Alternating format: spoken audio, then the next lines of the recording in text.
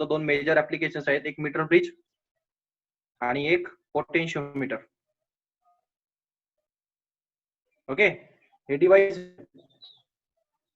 आहे, हा पण डिव्हाइस आहे आणि हा पण डिव्हाइसच आहे, मेजरिंग डिव्हाइस आहे. आणि हे त्यांचं ऍक्च्युअल फंक्शन होतं, म्हणजे हे प्रिन्सिपल होतं. समजलं का?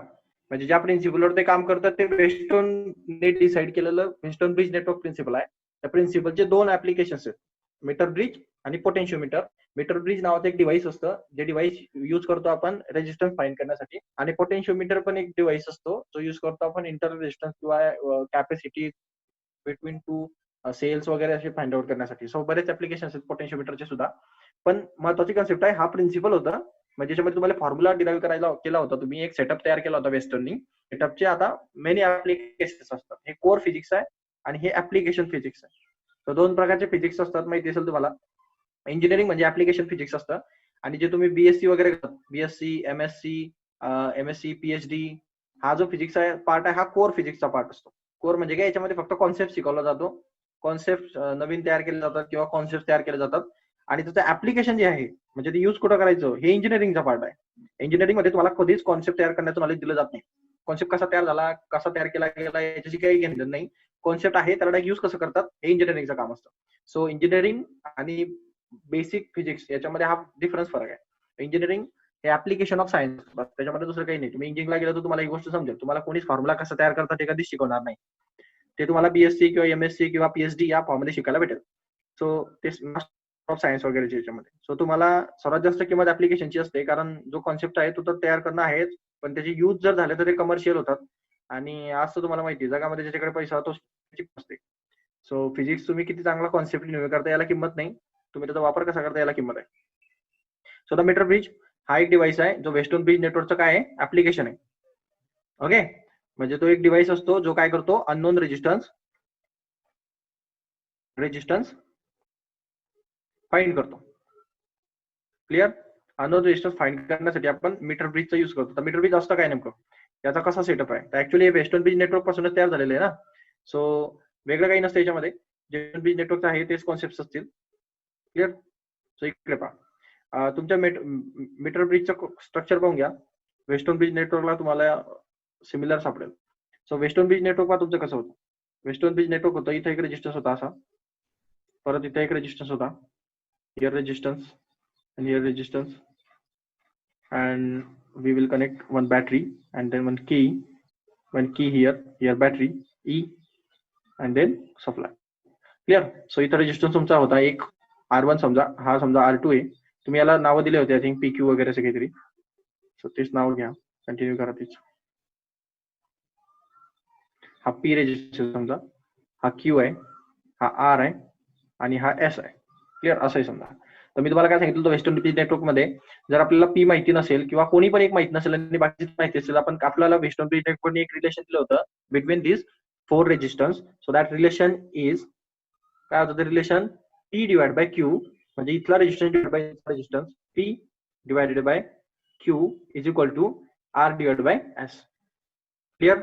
आठवतं हे कालचं लेक्चर? येस. मला डाऊट आहे याच्यामध्ये वेस्टर्न ब्रिज नेटवर्कच्या कॉन्सेप्ट मध्ये? हे फंडामेंटल होतं, हे प्रिन्सिपल आहे. आता याचं ऍप्लिकेशन शिकवतोय मी तुम्हाला, ते ऍप्लिकेशन समजण्यासाठी प्रिन्सिपल माहिती असलं पाहिजे. So here in this case, see, so if we segregate this setup in our standard Western bridge network, then what we will get? So here see, so this is unknown resistance, we have to find it. Clear? This is X, this is known resistance, so you know the value of R. And here one मला पहिले तुम्हाला हे सांगावं लागेल की हा resistance कसा झाला. ठीक आहे, मला पहिले सेटअप सांगतो, नंतर प्रिन्सिपल सांगेल. इथं काय माहिती का, इथं 3 प्लेट्स आहेत आयनच्या, या आयन प्लेट्स आहेत एवढ्या. कुठल्या याच्या प्लेट्स आहेत, या आयन प्लेट्स आहेत एवढ्या. ही एक आणि ही एक. This 3 are iron plates. So iron किंवा कॉपरची असू शकते, तर जनरली आयनचे असतात. सो यांच्यामध्ये तुम्ही जर नीट लक्ष दिलं तर तुम्हाला ह्या आयन प्लेटला इथे कनेक्शन झालेलं दिसतंय पहा. पॉईंट्स आहेत इथं काही, हे कनेक्टिंग पॉईंट्स आहेत, ज्या आयन प्लेटला कनेक्ट होतात. आणि त्यांच्यापासून एक सर्किट बाहेर निघालेलं आहे. जे सर्किट आहे इथून इथपर्यंत, हा एक्स एक रेजिस्टन्स आहे. हा काय आहे, रेजिस्टन्स, हा आर पण एक रेजिस्टन्स आहे, पण हा नॉन रेजिस्टन्स आहे. म्हणजे हा तुम्हाला माहिती असतो हा किती असणार काय असणार, तो व्हेरिएबल पण होता, चेंज पण करता येतो, पण हा सध्याला फिक्स आहे. तर हा रेजिस्टन्स नॉन रेजिस्टन्स आहे, ज्याची व्हॅल्यू तुम्हाला ऑलरेडी माहिती आहे. हा रेजिस्टन्स जो आहे त्याची व्हॅल्यू तुम्हाला काढायची होती, म्हणजे तो त्याची व्हॅल्यू एक्स आहे. तर इथून हे कनेक्शन याला कनेक्ट केलेलं असतं, इथं इथं मेकॅनिकल कनेक्शन दिलेलं असतं याला, म्हणजे काय वायर एकमेकाला कनेक्ट केलेलं असतं.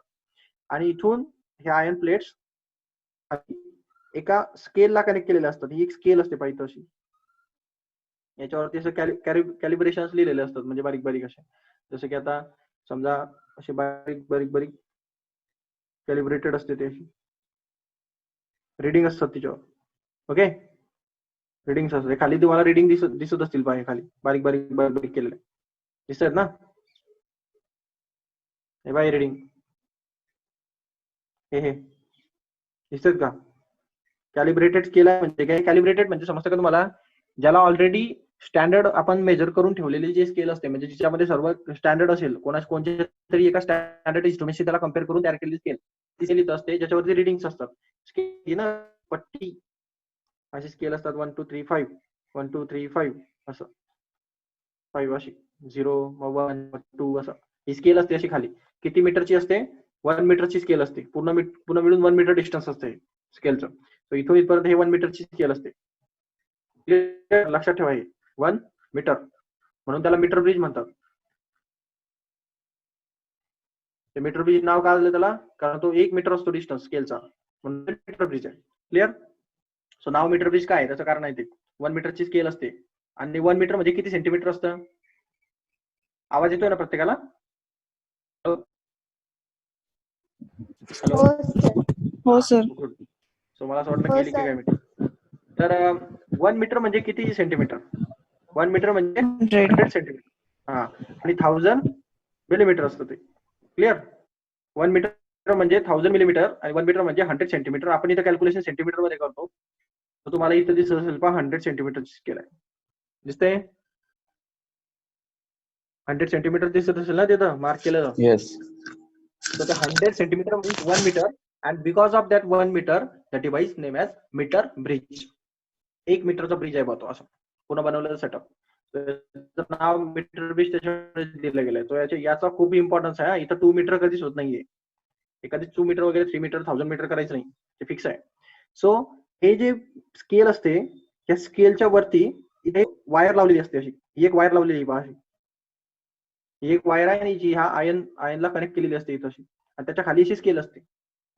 त्याच्या खाली इथं तुम्हाला स्केल सापडलेली अशी, ही एक वायर लावलेली आहे, ही स्केल होती अशी, आणि स्केलच्या एक्झॅक्ट वरती रेड मध्ये जे मार्क केलंय वायर आहे.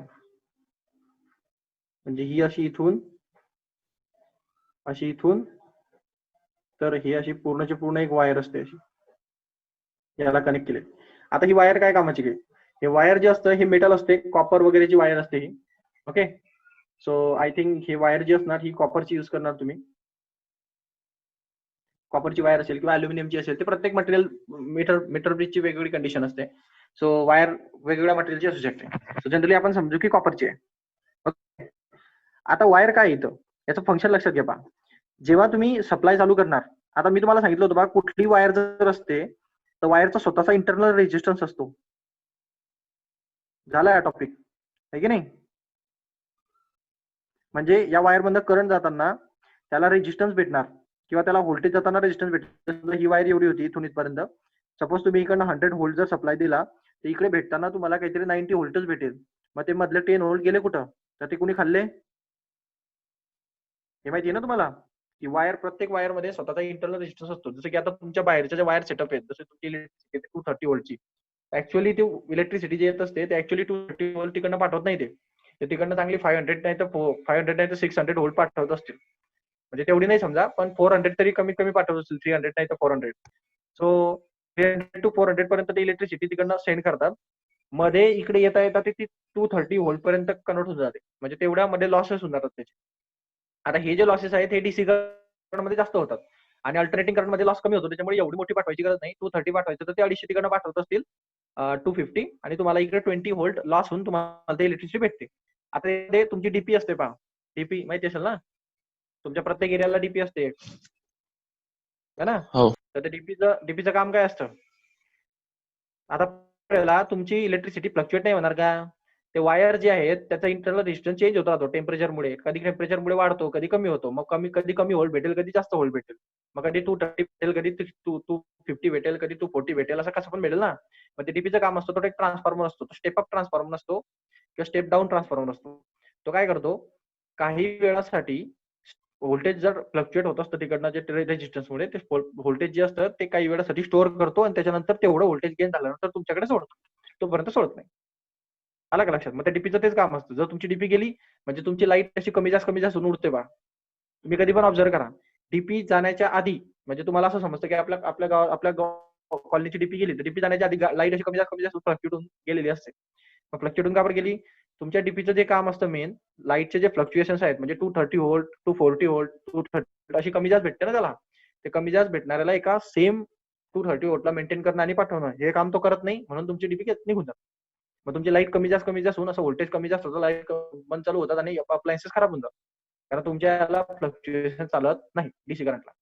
सो हा एक मुद्दा असतो. तर डीपी त्याच्यासाठी असते. सो माझं तेच म्हणणं आहे तुम्हाला इथं, की हे जे व्होल्टेज ड्रॉप होत असतं मध्ये, जसं की तुम्ही 100 व्होल्ट पाठवला आणि 90 व्होल्ट भेटला, तर हे त्याच्या इंटरनल रेजिस्टन्समुळे होतं. कुठल्याही मटेरियलला स्वतःचा इंटरनल रेजिस्टन्स असतो. सो तो इंटरनल रेजिस्टन्स त्याच्या मटेरियल कॉम्पोजिशनमुळे, त्याच्या टेम्परेचरमुळे, ते कुठलं मटेरियल आहे, ते किती मेटॅलिक आहे, किती नॉन मेटॅलिक आहे याच्यावर डिपेंड आहे. आता नंतरची गोष्ट आहे, तुम्ही पीएचडीला जाल तेव्हा त्याच्या गोष्टी समजेल. तर सध्याला तुम्हाला एवढं समजून घ्यायचंय की तो जो पूर्ण रेजिस्टन्स असतो त्याला आपण इंटरनल रेजिस्टन्स कन्सिडर करणार. सो हिअर या वायरमध्ये काहीतरी एक इंटरनल रेजिस्टन्स असतो. आता तुम्ही जेव्हा करंट सप्लाय करतात पहा, आता जेव्हा करंट सप्लाय होईल खाली तुम्ही इथून एक बॅटरी कनेक्ट केलेली असते, पॉझिटिव्ह टर्मिनल ए ला कनेक्ट केलेलं असतं आणि याचं निगेटिव्ह टर्मिनल तुम्ही बी ला कनेक्ट केलेलं असतं आणि इथून एक की कनेक्ट केलेली असते जिथून सप्लाय केल्यानंतर आता करंट फ्लो सुरू होईल आणि इथे एक रेओस्टॅट असतो. हा रेओस्टॅट आहे. ओके, रेओस्टॅट म्हणजे काय? हा व्हेरिएबल रेजिस्टन्स असतो, पण त्याला काही टायमासाठी स्टेबल करता येतो. म्हणजे जसं की आता एक असा सेटअप असतो पहा असा, एक असा एक रेजिस्टन्स असतो त्यामध्ये अशी बाउंडिंग केलेली असते वायरची खूप डीप मध्ये. रेओस्टॅट म्हणजे काय सांगतोय, आणि तुम्हाला ना एक एक एक अशी पिन दिली जाते अशी वरनं, ते मूव्ह होऊ शकत असते अशी. म्हणजे आता तुम्ही जेव्हा याच्यातनं सप्लाय करतात तेव्हा हे बाउंडिंग जिथून त्याचं डायरेक्ट कनेक्शन, इथून डायरेक्ट कनेक्शन असं दिलेलं असतं इथं बायपासला. म्हणजे हे जर तुम्ही इथं आणलं तर तुमचा एवढा रेजिस्टन्स लागेल, एवढ्या बाउंडिंगचा. तुम्ही तर हा एवढा रेजिस्टन्स लागेल एवढ्या बाउंडिंगचा. सो तुम्हाला हे मूव्ह करून रेजिस्टन्सला कमी जास्त करता येत असतं. म्हणजे इकडे मूव्ह केल्याने तुमचा रेजिस्टन्स तुम्हाला कमी जास्त करता येतो. म्हणजे एकच फिक्स रेजिस्टन्स नाही, त्याला व्हेरिएबल आपल्याला त्याला स्टॉप करून टाकणार, त्या ठिकाणी तो रेहो स्टॅट होऊन जातो. स्टॅट म्हणजे काय? स्टॉप झाला. रेओस्टॅट असतो ज्याला व्हेरिएबल रेजिस्टन्स पण असतो आणि आपल्याला पर्टिक्युलर पॉईंटला त्याला स्टॉप पण करता येतो, पेक्षा जास्त रेजिस्टन्स होणार. सो ही एक रेओस्टॅट काम. आता हे सांगतो तुम्हाला रेओस्टॅटचं काय काम असतं ते आधी सांगून घेतो, नंतरची गोष्ट होती ती, पण आता विषय निघाला तर सांगून देतो. इकडे पहा, रेओस्टॅटचं फंक्शन काय? हा रेजिस्टन्स होता इथं, हा रेजिस्टन्स तुम्ही कधीच चेंज करत नाही, हा नोन रेजिस्टन्स आहे. ओके, याची व्हॅल्यू कधी चेंज होणार नाही, व्हॅल्यू याची चेंज होते ऑलवेज. आता होतं काय की कधी कधी हा रेजिस्टन्स खूप जास्त मोठा असतो, हा लार्ज असतो खूप जास्त, आणि हा खूप जास्त स्मॉल असतो. म्हणजे तो काढताय तुम्ही त्याचं, म्हणजे त्याची व्हॅल्यू तुम्हाला माहितच नाही ना, मग ते किती स्मॉल असू शकते, किती असू शकते. मग त्याने काय होतं, हे खूप जास्त लार्ज आणि हे खूप जास्त स्मॉल, यांच्यातला डिफरन्स खूप जास्त मोठा आहे. तर त्याचा डिफरन्स खूप जास्त मोठा झाल्यामुळे हा जो हे जे तुम्ही कनेक्शन लावलेलं असतं इथं, एक गॅलोनोमीटर असतो इथं, मीटर कनेक्शन, इथे एक जॉकी असते, ती जॉकी खूप जास्त टोकाला येते इकडे, आणि मग हे एवढंसं डिस्टन्स तुम्हाला मेजर करता येत नाही. मग हे जे असतं या वायरचा रेजिस्टन्स जेव्हा तुम्हाला कमी जास्त करायचा असतो, या वायरचा, हे वायर जे आहे ते कॉपरची वायर होती ना, आता त्या कॉपरच्या वायरचं जे आहे ते कॉपरच्या वायरचं रेजिस्टन्स तुम्ही कमी जास्त करू शकत नाही, कारण त्याचं मोलिक्युलर स्ट्रक्चर चेंज करता येतं का? नाही करता येत. पण तुम्ही काय केलं, त्या कॉपरच्या वायरला एक सिरीज मध्ये एक रेजिस्टन्स कनेक्ट केला पहा, सिरीज मध्ये कॉम्बिनेशन दिले या बी पासून. तर हे कॉम्बिनेशन दिल्यानंतर काय होतंय की मी जर ह्या रेजिस्टन्स चेंज केला तर आपोआप कोणाचा रेजिस्टन्स चेंज होतो? कॉपरच्या वायरचा रेजिस्टन्स चेंज होतो, कारण दोघं सिरीज मध्ये एक कमी जास्त झाला तर रिझल्टंट रेजिस्टन्स कमी जास्त होतोय. सो ती केस कधी येणार ते नंतर, पण मुद्दा लक्षात ठेवा, या वायरचा रेजिस्टन्स चेंज करण्यासाठी आपल्याला गरज पडेल तसं त्याच्यासाठी आपण रेओस्टॅटचा यूज करत असतो. सो आता हे फंक्शन समजून घ्या. आता होतं काय नेमकं याच्यामध्ये, तर आपण काय, आपण इथं पॉझिटिव्ह टर्मिनल पासून ही की टॅप करणार, इथं दिलेलं आहे तुम्हाला एक कन्सिस्टन्स. आता हे सगळं जे मी तुम्हाला सांगितलं सगळं सेटअप तुम्हाला इथे लेन्सचे आपण काही मेटल स्केल्स कन्सिडर केल्या, त्याच्यामध्ये वुडन टेबल्स असतो तो फिक्स केलेला असतो, त्याच्या एंड वायरला आपण काही 2 terminal L shape metallic strip consider केल्या. एल शेप स्ट्रिप म्हणजे काय ह्या आयनच्या मेटॅलिक स्ट्रिप्स एंड शेपला त्यांचा जो एक डाऊनवर्ड एंड आहे त्याला बॅटरीचा पॉझिटिव्ह टर्मिनल कनेक्ट केलाय आणि अपवर्ड जे एंड आहे त्याला अननोन रेजिस्टन्स कनेक्ट केलाय. याचं जे इकडचं एंड आहे त्याला एक रेओस्टॅट कनेक्ट केलाय आणि वरचं जे एंड आहे त्याला नोन रेजिस्टन्स कनेक्ट केलाय. दोघांच्या मध्ये एक गॅलोमीटर कनेक्ट केलाय, त्या गॅलोमीटरला जे नावाची जॉकी लावली आहे. ओके, हे असं इथं लिहिलंय त्यांनी हे सगळं इथं. याला काही किंमत नसते. हे तुम्ही कसं लिहिता याला किंमत नाहीये, याच्या मार्क्स भेटत नाही तुम्हाला. मार्क्स खालच्या डेरिव्हेशनचे भेटतात. हे कसंही व्यवस्थित थोडंसं एक्सप्लेन करायचं. ओके, हे व्यवस्थित लिहिलंच पाहिजे अशातला भाग नाही, फक्त तुम्हाला जसं समजतं तसं लिहा. सो ही जी जॉकी आहे तुमची, जॉकी म्हणजे काय, तर जॉकी शराब नाही इथं, तो वेगळा. तर इथं जे जॉकी असते, जॉकी म्हणजे सपोज एक वायर आहे.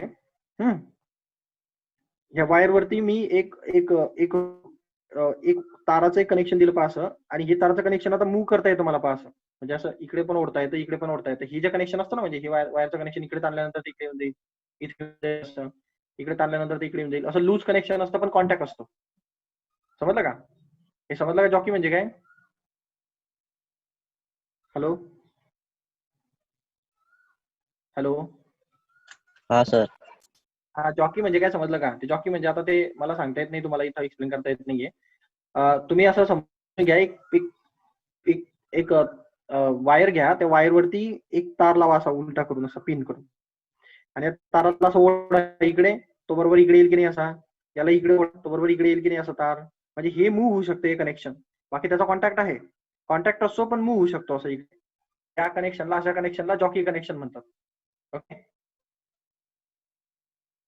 Jockey connection.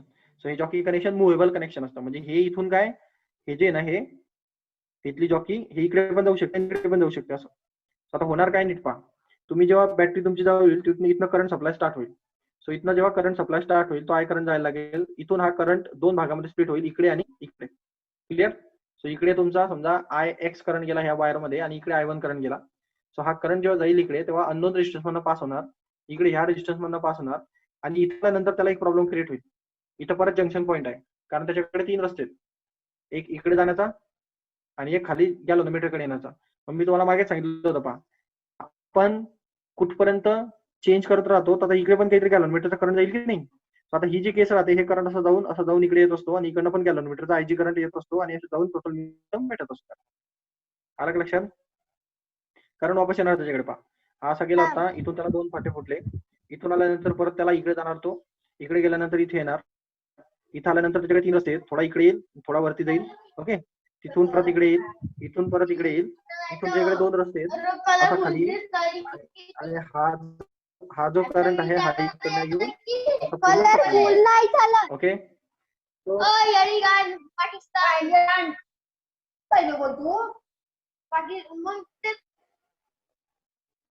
Sir okay. So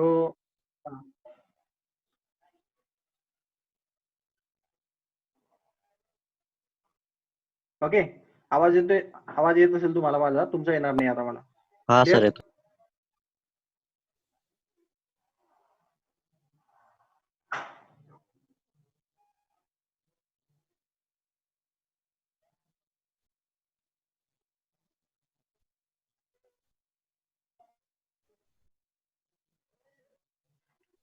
okay, so पहा इकडे,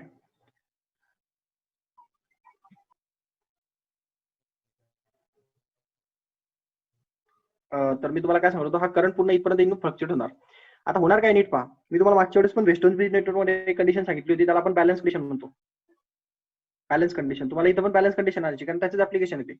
मग आपण ही जॉकी जी ना, अशी मूव्ह करत राहणार इकडे तिकडे अशी हाताने, आणि त्याच्याने काय होत राहील, हा इथला जो रेजिस्टन्स आहे, म्हणजे ही इथून एवढं कनेक्शन याच्यामध्ये एवढा रेजिस्टन्स आणि एवढा रेजिस्टन्स, 2 वेगवेगळे वायरचे रेजिस्टन्स आहेत. कारण एवढी वायर यूज होईल तर त्याचा रेजिस्टन्स वेगळा असेल, आणि इकडे एवढी वायर यूज झाली त्याचा रेजिस्टन्स वेगळा असेल. आता तुम्ही इकडे तिकडे फ्लक्च्युएट करणार, समजा मी इथं आणली जॉकी, त्याचा एवढा रेजिस्टन्स आणि हा एवढा रेजिस्टन्स. सो याच्यामध्ये ऑब्व्हियसली हा रेजिस्टन्स लहान असेल आणि हा रेजिस्टन्स मोठा असेल, कारण याच्याकडे वायर जास्त आहे आणि याच्याकडे वायर कमी. समजलं का? सो ते जॉकी जशी मूव्ह होत राहते, तसं त्या वायर वरती रेजिस्टन्स कमी जास्त होत राहतो. सो रेजिस्टन्स कमी जास्त झाल्यामुळे तुमचे जे सर्किट आहे त्याच्यातनं जाणारा करंट फ्लक्च्युएट होत राहतं. मग तुम्हाला गॅलोनोमीटर मध्ये काय दिसत असतं? करंटचे फ्लक्च्युएशन दिसत असतं. बरोबर. आपलं टार्गेट असतं हे जॉकी अशी मूव्ह करत राहायची. एक पर्टिक्युलर पॉईंट भेटतो आपल्याला, जसं की हा डी पॉईंट भेटला. त्या डी पॉईंटला हा गॅलोनोमीटर बरोबर कशावर आलेला असतो? 0 वरती. समजलं का? त्या फिरवत राहायचं आपण तिथं. एक्सपेरिमेंट असा करतात हा. आता ऍक्च्युली तुम्हाला समजेल, ते जॉकी अशी फिरत होतो त्या वायरवरती आणि ते जॉकी फिरवता त्याला बरोबर त्या गॅलोनोमीटरकडे त्याचं लक्ष असतं. त्या गॅलोनोमीटरवर जेव्हा 0 रिडिंग येईल त्या ठिकाणी तो जॉकी थांबवून टाकतो. म्हणजे तो आता या डायग्रामच्या हिशोबाने कुठं आलेला आहे तो पॉईंट? डी पॉईंटला हा गॅलोनोमीटर काय झालेला आहे? 0 झालेला आहे. आलं का लक्षात? फिरवून मग आता गॅलोनोमीटर जर 0 झाला तर आपण म्हणतो हे सर्किट आता या डी पॉईंटच्या ठिकाणी काय झालेलं आहे? बॅलन्स झालंय ना? Yes. हॅलो. हा. मग आता नीट लक्षात घ्या, डी पॉईंटच्या ठिकाणी ऍक्च्युली 4 रेजिस्टन्स होते पहा. एक रेजिस्टन्स आहे जो की आपल्याला फाइंड करायचा आहे. सो याला फाइंडिंग करायचंय. एक तुमचे नोन रेजिस्टन्स, तुमच्याकडे हा एक नोन रेजिस्टन्स आहे जो तुम्हाला माहिती आहे. So you know that. इकडे एवढ्या वायरचा एक रेजिस्टन्स असणार ज्याला आपण रेजिस्टन्स एक्स म्हणू, एक्स डिस्टन्स आहे रेजिस्टन्स. आणि हा एवढ्या वायरचा एक रेजिस्टन्स असणार त्याला आपण रेजिस्टन्स ऑफ आर म्हणू, या वायरचा रेजिस्टन्स. क्लिअर? सो आता 4 रेजिस्टन्स झाले पहा तुमच्याकडे. मध्ये बरोबर गॅलोनोमीटरचं कनेक्शन आहे. तुम्ही नीट जर पाहिलं तर तुम्हाला हे सर्किट कसं भेटतंय पहा. इथून हा रेजिस्टन्स याला असा कनेक्टेड आहे. परत 2 रेजिस्टन्स एका बाजूला, 2 रेजिस्टन्स एका बाजूला आणि दोघांच्या मध्ये गॅलोनोमीटरचं कनेक्शन. म्हणजे तुम्ही नीट पहा तुम्हाला काय भेटते.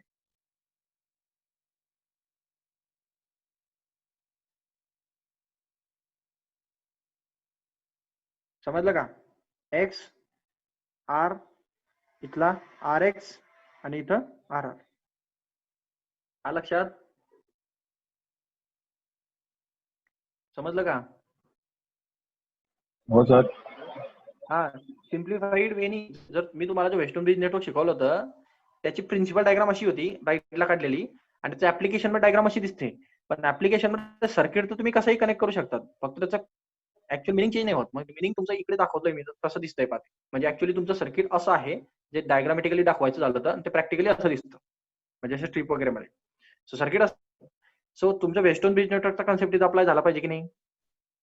झाला पाहिजे ना? बॅलन्स कंडिशन झाली ना?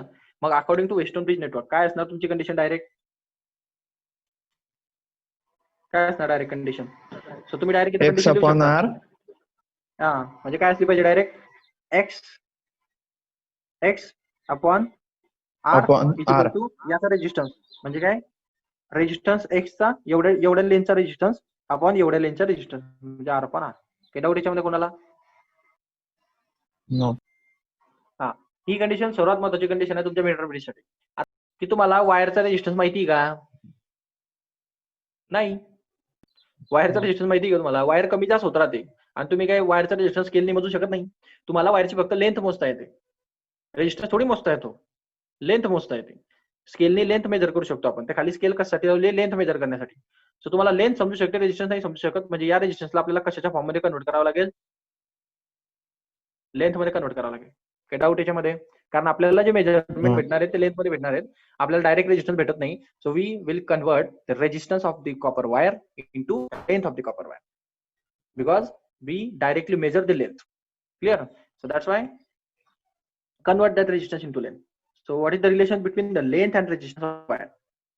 माहिती कोणाला हे रिलेशन? आता तुम्हाला हे जे मी शिकवतोय ना सगळं, हे सगळं लिहिलेलं आहे व्यवस्थित. हे लिहिलेलं सगळं वाचा, तुम्हाला बरोबर समजेल काय म्हणतोय मी ते. ओके. सांगायची काही गरज नाही, कारण ते मी आता मला पाठ आहे त्याच्यामुळे मग मी ते वाचत कशाला बसू. कॉन्सेप्ट समजून घ्या फक्त. आता महत्वाचा मुद्दा आहे की तुम्हाला लेंथ आणि रेजिस्टन्सचं रिलेशन सांगायचे. तुम्ही जर नीट रेजिस्टिव्हिटी हा कॉन्सेप्ट ऐकला असेल, कोणाला माहिती का रेजिस्टिव्हिटी काय असते?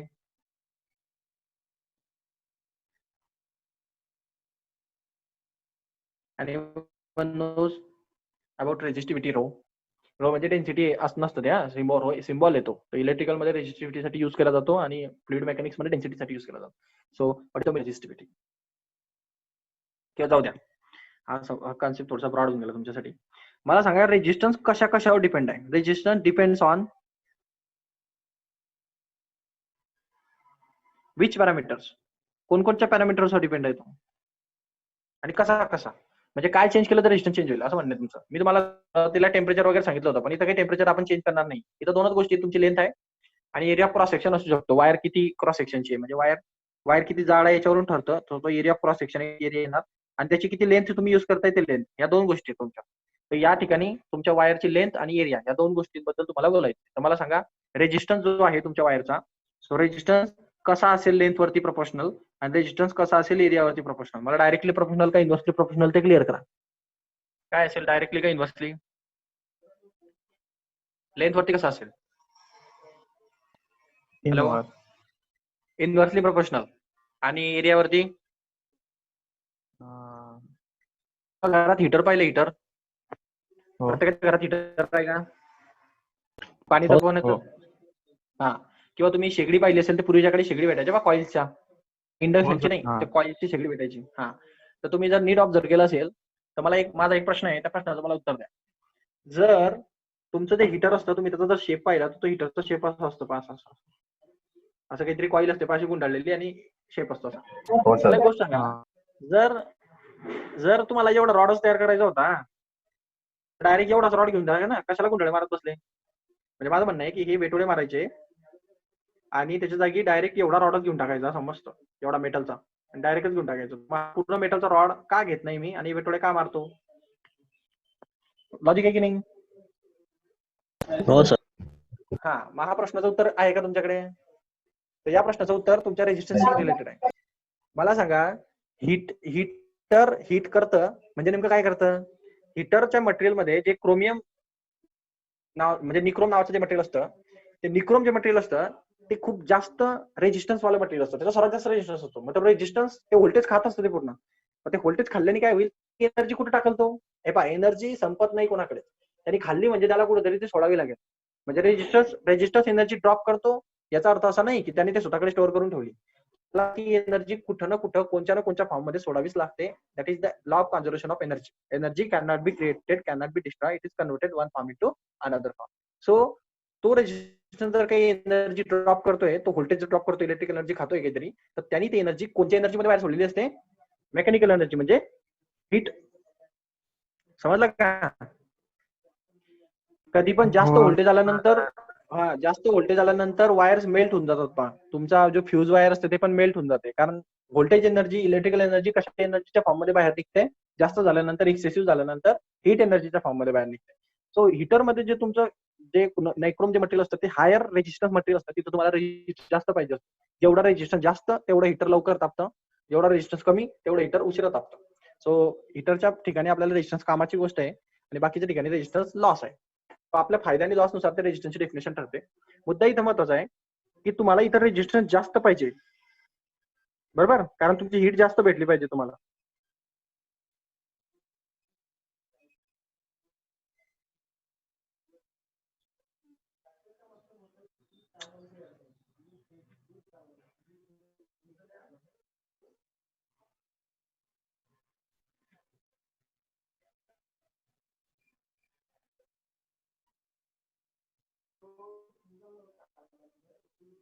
हा, मी काय सांगतो बरं, हा रेजिस्टन्स सांगतो. सो तुम्हाला हीटर मध्ये रेजिस्टन्स जास्त पाहिजे असतो, जेणेकरून तुमची हीट तुम्हाला जास्त मिळेल. ओके, सो माझा म्हणण्याचा उद्देश समजून घ्या. जेव्हा तुम्ही रेजिस्टन्स वाढवण्यासाठी कॉईल तयार केलेली आणि वेटोळे मारलेले आहेत, पहा, आहे की नाही? आणि जर तुम्ही डायरेक्ट रॉड घेतला तर तुमचा रेजिस्टन्स कमी होईल. मग तुम्हाला ही हीटर म्हणून वापरता येत नाही, का रेजिस्टन्स कमी झाला म्हणजे हीट कमी, बरोबर की नाही? मग तुम्ही असं स्ट्रक्चर कधीच वापरत नाही. मग नेमकं झालं काय दोघांमध्ये? तुम्ही दोघांमध्ये ऑब्झर्व करा. इथं मी जर डायरेक्ट एक रॉड पकडून घेतला याचा पूर्णच्या पूर्ण असा, तर होतं काय की याचा क्रॉस सेक्शन एरिया वाढतो, क्रॉस सेक्शन एरिया कमी झाला आणि लेंथ कमी झाली. म्हणजे क्रॉस सेक्शन एरिया वाढला म्हणजे एरिया वाढला बा, मोठा झाला, आणि लेंथ जी आहे त्या वायरची ती कमी झाली. म्हणजे ऍक्च्युअली एवढीशा लेंथ मध्ये बसून गेली, ती एवढीशी लेंथ आहे. पण या ठिकाणी तुम्ही नीट लक्षात घ्या, या ठिकाणी क्रॉस सेक्शन एरिया इतका छोटासाच आहे, म्हणजे ती एवढी छोटीशी कॉईलच असते, त्याचा एरिया कसा आहे, कमी आहे क्रॉस सेक्शन एरिया म्हणजे तो, पण त्याची लेंथ वेटोळे मारून मारून मारून मारून काय झालेली, लेंथ कशी झालेली, वाढलेली. लक्षात? ही गोष्ट समजली का तुम्हाला? हो सर. हा, मग आता इथून रिलेशन लक्षात ठेवायचे असतात. मग तुमचा रेजिस्टन्स मला सांगा कसा असेल? तुमचा रेजिस्टन्स केव्हा जास्त असतो? जेव्हा एरिया कमी असतो आणि लेंथ जास्त असते. जास्त. समजलं का? आणि तुमचा रेजिस्टन्स कधी कमी असतो? एरिया जास्त असतो आणि लेंथ कमी कमी असते. असतो. हा, तुमचा हीटर लक्षात ठेवा, तुम्ही आयुष्यात कधी कन्सेप्ट विसरणार नाही. हीटर तुमच्यासाठी एक प्रॅक्टिकल एक्झाम्पल आहे तुमच्यासमोर. तो कन्सेप्ट जे आहे ते चिपकवून टाका प्रॅक्टिकल एक्झाम्पलला, म्हणजे ते लक्षात राहते. तर आता माझा तुम्हाला प्रश्न होता की रेजिस्टन्स कसा डिपेंड असतो, तर तुम्ही तुम्हाला सांगा. मी तुम्हाला काय सांगितलं, हीटरची लेंथ जास्त पाहिजे रेजिस्टन्स जास्त असण्यासाठी. जास्त असण्यासाठी लेंथ जास्त पाहिजे, तो डायरेक्टली प्रोपोर्शनल झाला. आणि रेजिस्टन्स जास्त असण्यासाठी एरिया कमी पाहिजे, म्हणजे इनव्हर्सली प्रोपोर्शनल झाला. समजलं का? आला का हो सर. लक्षात? हो सर. मग तुमचा फॉर्म्युला तयार होईल, resistance is the proportional to length directly proportional आणि area inversely proportional. So resistance proportional to length upon area. Get out याच्यात. And then according to proportionality constant, so resistance proportionality constant होतो याला point A. So हा proportionality काढण्यासाठी मी काय करतो, resistance proportionality जागी equal to टाकतो आणि इथं एक कॉन्स्टंट टाकतो, त्याचं नाव असतं रो, ज्याला म्हणतो आपण resistivity, that is L upon A. तर तुम्हाला हा रेजिस्टन्सचा फॉर्म्युला भेटतो in terms of length and area. Resistance of any material is equal to resistivity, that is a constant of proportionality in to length upon area. Get out? नाही sir. Get out? हा, हे बघा, concept खूप important असतात. तुम्हाला मी CET competitive exam सर्व बोर्डमध्ये शिकवतो, त्याच्यामुळे याचे वेगळे लेक्चर घ्यायची गरज नाही, फक्त न्यूमेरिकलची आपल्याला प्रॅक्टिस करायची गरज राहील. सो हे लेक्चर्स नुसते बोर्डचे लेक्चर्स नाही आहेत, लक्षात ठेवा. कारण इथं बऱ्याच गोष्टी दिलेल्या नसतात, डायरेक्ट देतात. मी तर सगळं समजून सांगतो, कारण मला ते परत शिकायचं नाहीये. सो याच्याकडेच लगेच लक्षात देत चला. तर माझं म्हणणं आहे तुम्हाला की तुमचं जे वायरचा जो एलएक्स राहणार आणि आर, ते आर आर जे होतं, दोन वायरचे रेजिस्टन्स होते, त्या रेजिस्टन्सचे फॉर्म्युला काय आलं पाहिजे. तुमचा रो, रेजिस्टन्सचा फॉर्म्युला असतो रो, त्याची लेंथ किती होती एलएक्स, आणि त्याचा एरिया क्रॉस सेक्शन हे होता, कारण वायर दोघांसाठी सारखी आहे. वायर पूर्णच्या पूर्ण थ्रोआउट सारखी होती, सो एरिया क्रॉस सेक्शन होणार नाही. त्याचं काय असेल, याची रो रेजिस्टिव्हिटी सर्वांसाठी सेम असतो, त्याची लेंथ असणार एल आर, तेवढी पुढची लेंथ, आणि एरिया क्रॉस सेक्शन दोघांसाठी सेम असेल. सो मी तुम्हाला सांगितलं होतं आपल्याला रेशो घेतला दोघांचा, बरोबर. त्या दोघांचा रेशो घेतला तर हा रो कॅन्सल होऊन जाईल, ए कॅन्सल होऊन जाईल. सो मला भेटणार R X upon R R चा रेशो भेटणार L X upon L R. हे डाऊट टीचर? हॅलो, हे डाऊट याच्यामध्ये? नाही सर. आता तुम्हाला याच्यावरून एक एवढं क्लिअर झालं असेल की तुमचा लेंथचा रेशो, वायरच्या लेंथचा रेशो आणि त्यांच्या रेजिस्टन्सचा रेशो इक्वल असतो. लेंथ म्हणजे रेजिस्टन्स नाही, हा नीट लक्षात ठेवा. मी नीट शब्दांकडे नीट लक्ष द्यायचं. मी म्हणतोय length, ratio of the length of the wire and the ratio of the resistance according to that length are equal. Clear? Not a length is directly, not a length is equal to resistance. Length हा directly resistance depend नसतो. Rho आणि ते area of section मध्ये cancel झालाय, म्हणून त्यांचे ratio equal आहे. यांचं ऍक्च्युअली प्रोपोर्शन जे होतं ते रो आणि एरिया होता, जो कॅन्सल झाल्यामुळे तसं दिसतंय तुम्हाला ते. मग त्यांचे रेशो इक्वल आहे. डायरेक्ट व्हॅल्यू सारख्या करायचे नाही, म्हणजे रेजिस्टन्स म्हणजे लेंथ आणि या रेजिस्टन्स म्हणजे लेंथ असं करायचं नाही. त्यांचे रेशो सारखे असतात, डायरेक्ट व्हॅल्यू सारख्या नसतात, कारण त्याच्यामध्ये रेजिस्टिव्हिटी आणि एरिया हे दोन वेगवेगळे कन्सेप्ट असतात. ते कॅन्सल झाल्यामुळे तसं झालेलं असतं. तर या पर्टिक्युलर केसमध्ये तुम्हाला असं म्हणता येईल, मग तुमचा जो फॉर्म्युला आला होता तो असा आला होता, X upon R is equal to, तो R X upon R R असे रेजिस्टन्स आले होते. सो मी एक्स अपॉन आर हे राहू, R X upon R R R च्या जागी मी तुम्हाला L X upon L R टाकू शकतो का? हॅलो हॅलो, बोला सर. हा टाकू शकतो की नाही L X upon L R? हा, मग अरे हो बोला सर. ना. असं कसं? मग आता मला सांगा, मी असं का केलं? मला रेजिस्टन्स काढता येत नव्हता, मग मला लेंथ काढता येते. खाली खाली स्केल लावलेली ना, ती स्केल लगेच मेजर करते, म्हणजे मला लेंथ समजते पटापट. मला हा रेजिस्टन्स माहित नाही, ते गुंते. आलं का लक्षात? याला म्हणतात तो डिव्हाइस जो अननोन रेजिस्टन्स फाइंड आउट करतो. आता लेंथ तुम्ही कुठून मेजर करणार? तर तुम्ही सेटअप मध्ये पहा. तुम्हाला सेटअप मध्ये ही स्केल कशासाठी लावलेली असते खाली? ही स्केल त्याच्यासाठी लावलेली, इथून इथपर्यंतच्या रिडिंग मध्ये हा डी पॉईंट जिथं दिसतो तिथपर्यंत आपल्याला ही स्केलने रिडिंग भेटतं, आणि ही पुढचं रिडिंग पण या खालच्या स्केलने भेटतं. म्हणजे एल आर ची व्हॅल्यू आणि एल एक्स ची व्हॅल्यू या स्केलवरून आपल्याला भेटून जात असते. याची व्हॅल्यू माहिती आहे, याची व्हॅल्यू माहिती आहे, ह्या इथल्या रेजिस्टन्सची पण व्हॅल्यू माहिती आहे. सो आपल्याला फक्त कोण काढता येईल? मग एक्सला काढता येईल according to Wheatstone bridge network. हे तुमचं पूर्ण डेरिव्हेशन आहे. याच्यातून तुम्हाला हे रिलेशन भेटलं होतं. हे रिलेशन तुम्हाला आता मी काढून दाखवलं. त्यातनं तुम्हाला व्हॅल्यू काढायची होती एक्स ची. So here X is equal to, हा खालचा जो आर डिनॉमिनेटर आहे तो इकडे मल्टिप्लाय होऊन जाईल. So here L X upon LR into R. This is the formula of meter bridge network. काही डाऊट होता कोणाला?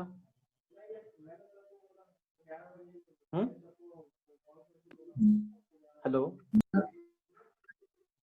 हे बा, हे जे आहे ना, हे सगळं मी तुम्हाला थेरोटिकली वाचून देत नाही, कारण ते डेरिव्हेशन जे आहेत ते काही तुम्हाला वाचून समजत नाही आणि तुम्ही वाचून अशी लिहायची अपेक्षा पण नसते कोणाला. तुम्हाला ते खालचा हा डेटा कसा आला, कसा काय नाही आला, याचे टर्म्स काय आहेत, नेमकं हे मीटर ब्रिज असतं काय, काम कसं करतं हे समजणं खूप गरजेचं आहे. हे नाही समजलं, न्यूमेरिकल मध्ये तुमची व्हॅल्यू 0 आहे. समजलं? कारण न्यूमेरिकल पूर्ण प्रॅक्टिकल ओरिएंटेड असतात, त्याच्यासाठी खूप नॉलेज लागतं. इलेक्ट्रिकल पार्ट सोपा नाहीये, जितका असतो तितका. सो मला असं वाटतं वेस्टर्न ब्रिज नेटवर्क आणि मीटर ब्रिजचं तुम्ही आज रिव्हिजन करावं. हे सर्व सेटअप, डेरिव्हेशन्स, डायग्राम, त्याचं बेसिक स्ट्रक्चर, कन्स्ट्रक्शन कसं काढलं वगैरे हे सगळं थेरोटिकल क्वेश्चन मध्ये विचारलं जाऊ शकतं.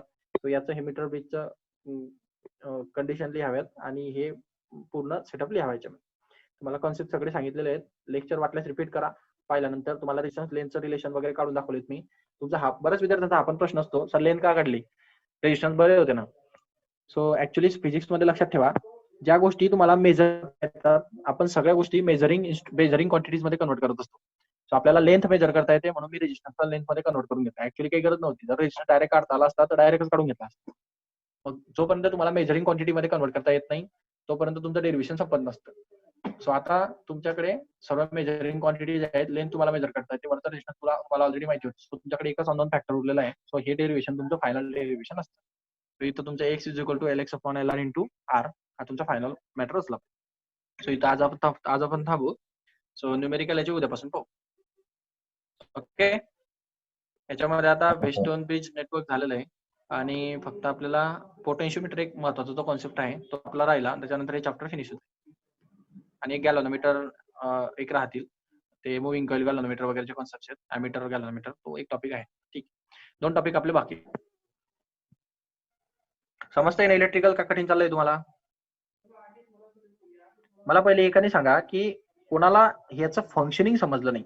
फंक्शनिंग म्हणजे कसं, काम कसं करतंय हे ज्याला डाऊट असेल त्यांनी क्लिअर करा. कारण काम कसं करतं म्हणजे कुठून करंट कुठं जातो आणि आपण हे जॉकी का फिरवतो आणि ते गॅलॉनोमीटर ते डीला येऊन का थांबलं, याचं कारण जर तुम्हाला समजलं नाही तर हे काहीच नाही समजलं.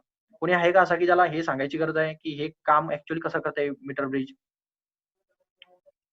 सगळ्यांना समजलंय व्यवस्थित? ओके. सो मी बऱ्यापैकी